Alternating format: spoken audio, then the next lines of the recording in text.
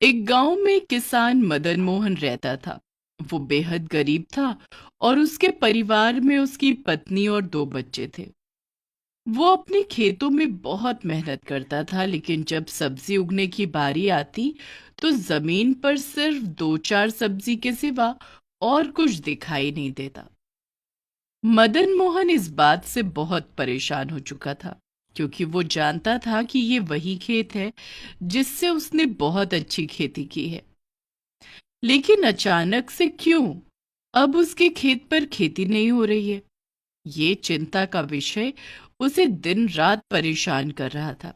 मेरी बात मानो, पंडित जी को बुलाकर अपने खेत की नजर उतरवा लो।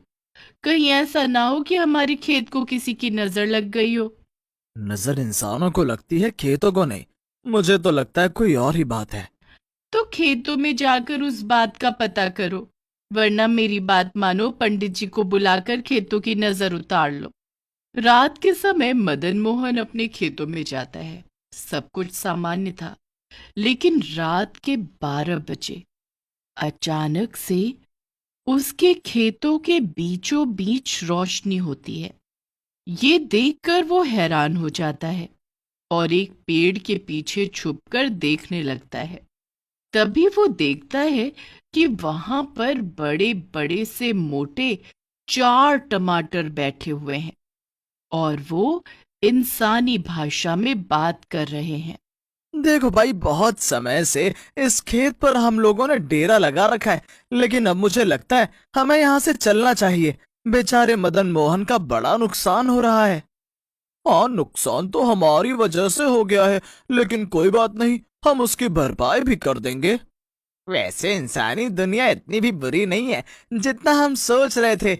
इतने टाइम से यहाँ पर रह रहे हैं, अच्छा लग रहा है। मेरा तो मन कर रहा है कुछ समय यहीं पर ही रहूं। तो ठीक है, ये यहाँ रह लेगा, हम तीनों चलते हैं। और वैसे भी हमें मदन मोहन के नुकसान की भरपाई करनी है, तो ये यहीं पर रह लेगा। तीसरा टमाटर यह सुनकर बड़ा खुश हो जाता है, क्योंकि उसे इंसानी दुनिया बहुत अच्छी लग रही थी। बाकी के 3 टमाटर उसे छोड़कर चले जाते हैं। तभी वो तीसरा टमाटर पेड़ के पीछे छिपे हुए मदन मोहन को देख लेता है। मैं जानता हूँ तुम वहां पेड़ के पीछे छुपे हुए हो। बाहर निकल आओ, मैं तुम्हें बताता हूँ। मुझे माफ करना, मुझे तुम्हारी बात सुनने का भी शौक नहीं था। वो तो बस मैं देखने आया था कि मेरे खेतों में आजकल ऐसा क्या है कि सब्जी नहीं लग रही। हाँ, हम लोग यहाँ पृथ्वी पर किसी काम से आए थे और काफी समय से तुम्हारे खेत का इस्तेमाल कर रहे थे, इसलिए यहाँ पर सब्जी नहीं लगी। लेकिन तुम बेफिक्र रहो, कल सुबह तक तुम्हारे खेत हरे भरे हो जाएंगे। इनमें इतनी सब्जियां लगेंगी कि तुम बेचते बेचते थक जाओगे। मैं एक सुपर हीरो टमाटर हूँ। हे भगवान, मुझे तो अपनी आंखों पर यकीन ही नहीं हो रहा है। एक इतना बड़ा टमाटर, मैं उससे बातें कर रहा हूँ। क्या तुम यहीं पर रहोगे या मेरे साथ मेरे घर चलोगे? मुझे लगता है मुझे तुम्हारे साथ तुम्हारे गांव जाना चाहिए और तुम्हारे घर पर रहना चाहिए। मुझे लोगों की मदद करने में बड़ा मजा आता है। वो तो अच्छी बात है, लेकिन तुम्हें पता है इंसान ऐसा नहीं है जैसा तुम सोच रहे हो। तुम लोगों की अधिक मदद करने लग जाओगे तो वो लोग तुम्हारा ही फायदा उठाने लग जाएंगे। मुझे इस बात से कोई फर्क नहीं पड़ता, क्योंकि अगर मुझे लगा कि कोई मेरा फायदा उठाना चाहता है या मुझे कोई नुकसान पहुंचाना चाहता है तो मैं तुरंत गायब हो जाऊंगा। लेकिन चलो, फिर भी मैं तुम्हारे साथ तुम्हारे घर चलता हूँ। मुझे देखना है और मुझे लोगों की मदद भी करनी है। मदन मोहन को टमाटर की गोल गोल बातें समझ में नहीं आ रही थी। वो उस टमाटर के साथ घर आ जाता है। इतने बड़े टमाटर को देखकर मदन मोहन की पत्नी और बच्चे हैरान हो जाते हैं। बाबा, इतना बड़ा टमाटर? सुनो जी, तुम्हें ये टमाटर कहाँ से मिला? ये तो बहुत बड़ा है, इसके तो हमें अच्छे दाम मिल जाएंगे। अरे, मैं कोई बिकाऊ टमाटर नहीं हूँ। मैं तो सुपर हीरो टमाटर हूँ। मैं लोगों की मदद करता हूँ। मदन मोहन की पत्नी और बच्चे मदन मोहन की तरफ देखते हैं। तब मदन मोहन उन्हें कहता है। इनसे मिलो, ये सुपर हीरो टमाटर हैं। हमारे खेतों पर कब्जा किए हुए बैठे थे और अब हमारी मदद करेंगे। मुझसे वादा किया है कि हमारे खेतों में बहुत सारी सब्जियां लगेंगी। टमाटर के बारे में ये बात जानकर मदन मोहन का बेटा बड़ा खुश होता है और टमाटर से कहता है, क्या तुम सच में सुपर हीरो टमाटर हो? बिल्कुल मैं हूँ। अच्छा, तो कल मेरा मैथ का पेपर है और मुझे सवाल बिल्कुल भी नहीं आते हैं, तो क्या कल तुम मेरे बदले जाकर मेरा पेपर दे सकते हो? ये सुनकर टमाटर जोर जोर से हंसने लगता है। नहीं, मैं ऐसा कुछ नहीं करूंगा, लेकिन हाँ, तुम्हारे दिमाग में मैथ को जरूर घुसा सकता हूँ। तभी टमाटर किताब को खोलता है और उसमें से तरंगे निकल निकल कर मदन मोहन के बेटे के दिमाग में घुस जाती है। उसे अब सारा मैथ आता था। ये देखकर बेटी भी टमाटर से मदद मांगती है। टमाटर उसकी भी पेपर में पढ़ने में मदद करता है। हाँ, इसका मतलब तुम सारे काम कर सकते हो। क्या तुम किचन में मेरी मदद कर सकते हो? तभी किचन में उठापटक की आवाजें आनी शुरू होती हैं और थोड़ी ही देर में सारा किचन सेट हो जाता है और बढ़िया खाना भी तैयार हो जाता है। ये देखकर सारा परिवार खुश होता है। फिर वो सब लोग साथ बैठकर रात का खाना खाते हैं और सो जाते हैं। अगले दिन सुबह किसी के चिल्लाने की आवाज से मदन मोहन की आंख खुलती है। आवाज बाहर से आ रही थी। एक किसान जोर जोर से चिल्ला रहा था कि उसका बैल मिट्टी में फंस गया है और निकल नहीं रहा है।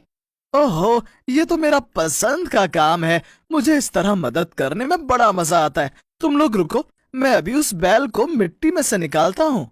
टमाटर गोल गोल घूमता हुआ वहां पर जाता है और बैल को उस गीली मिट्टी में से खींचकर बाहर निकाल लेता है। एक बड़े से टमाटर को बैल को बाहर निकालते हुए देखकर सभी लोग हैरान हो जाते हैं। फिर मदन मोहन को सारे गांव को बताना पड़ता है कि ये सुपर हीरो टमाटर है और लोगों की मदद के लिए आया है।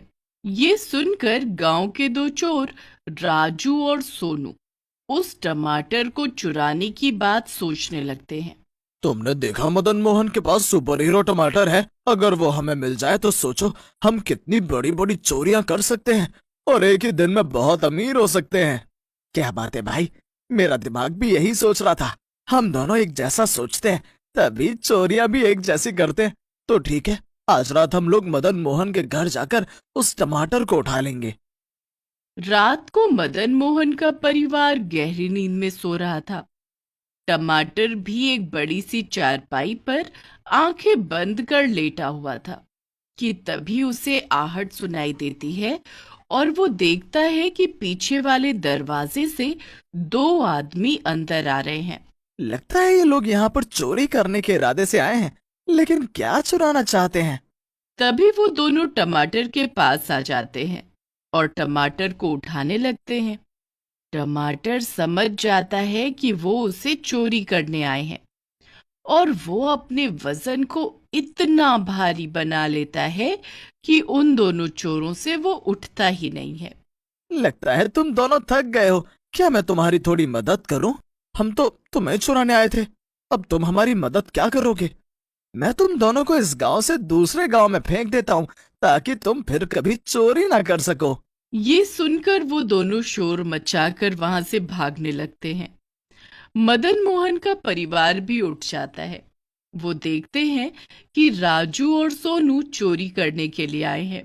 तब टमाटर उन दोनों को गोल गोल घुमाकर गांव से बाहर फेंक देता है। देखा, मैंने कहा था ना, लोग बाग तुम्हें ही उठाने के लिए आ जाएंगे। तुम मेरी चिंता बिल्कुल मत करो, आराम से सो। कल तुम्हारे खेतों में बहुत सारी सब्जियां लगने वाली हैं। तुम्हें बाजार में उन्हें बेचने भी जाना है। अगले दिन सुबह मदन मोहन अपने खेतों में जाता है तो खुश हो जाता है। उसका पूरा खेत सब्जियों से भरा हुआ था। इतनी सारी सब्जियां तो मैंने अपनी जिंदगी में भी नहीं देखी हैं। अब तुम मेरी मदद करो। इतनी सारी सब्जी मंडी तक कैसे जाएगी? अभी देखो। और देखते ही देखते सारी सब्जियां खेतों से टूट जाती हैं। सुपर हीरो टमाटर एक बड़ा सा ट्रक बन जाता है और उसके ऊपर बैठकर मदन मोहन मंडी पहुंच जाता है। सारी सब्जियां बेचकर वो अच्छे दाम ले लेता है और उधर वहां मंडी में एक बड़े से टमाटर को ट्रक के रूप में देखकर सब लोग हैरान हो जाते हैं। फिर वो टमाटर गोल गोल घूमकर एक बड़ा टमाटर बन जाता है। सभी लोग हैरान थे। सभी टमाटर के साथ फोटो खिंचवाने के लिए भीड़ इकट्ठी कर लेते हैं। सुपर हीरो टमाटर भी सबके साथ फोटो खिंचवा कर इतरा रहा था। ये देखकर मदन मोहन को बड़ी जलन हो रही थी। क्यों रे मदन मोहन, तू बड़ा जल रहा था जब सब लोग मेरे साथ फोटो खिंचवा रहे थे। क्या तुझे अच्छा नहीं लगा कि मैं इतना फेमस हो गया हूँ? मुझे तो बहुत खुशी होती है। सब लोग मेरी तरफ ऐसे देखते हैं जैसे मेरे पास कोई बहुत बड़ा खजाना हो। लेकिन तुम इस तरह फोटो खिंचवाकर फेमस होना चाहते हो, और देख लेना तुम्हारे साथ में कुछ बुरा होने वाला है। तुम हमेशा बुरा ही क्यों सोचते रहते हो? कभी कुछ अच्छा भी सोच लिया करो। कि तभी वहां पर बड़ी बड़ी गाड़ियां आ जाती हैं। उनमें से बहुत से साइंटिस्ट नीचे उतरकर टमाटर को पकड़ने के लिए आते हैं। देखा मेरे दोस्त, मेरे को इसी बात का डर था। अब ये तुम्हें पकड़कर ले जाएंगे और तुम्हारे ऊपर एक्सपेरिमेंट करेंगे। और मैंने भी तुमसे कहा था जब ऐसा होगा तो मैं किसी भी पल गायब हो जाऊंगा। मदन मोहन, मैं तुमसे फिर मिलने के लिए आऊंगा। अभी मैं चलता हूँ। ऐसा कहकर सुपर हीरो टमाटर वहां से गोल गोल घूमकर गायब हो जाता है। जितने भी साइंटिस्ट आते हैं वो अपना माथा पकड़कर बैठ जाते हैं और खाली हाथ वापस चले जाते हैं। मदन मोहन घर आता है तो सबको बताता है कि सुपर हीरो अपने घर चला गया है। ये सुनकर उसका सारा परिवार बड़ा दुखी होता है। लेकिन मदन मोहन खुश था क्योंकि वो जानता था किसी न किसी दिन टमाटर को नुकसान होगा।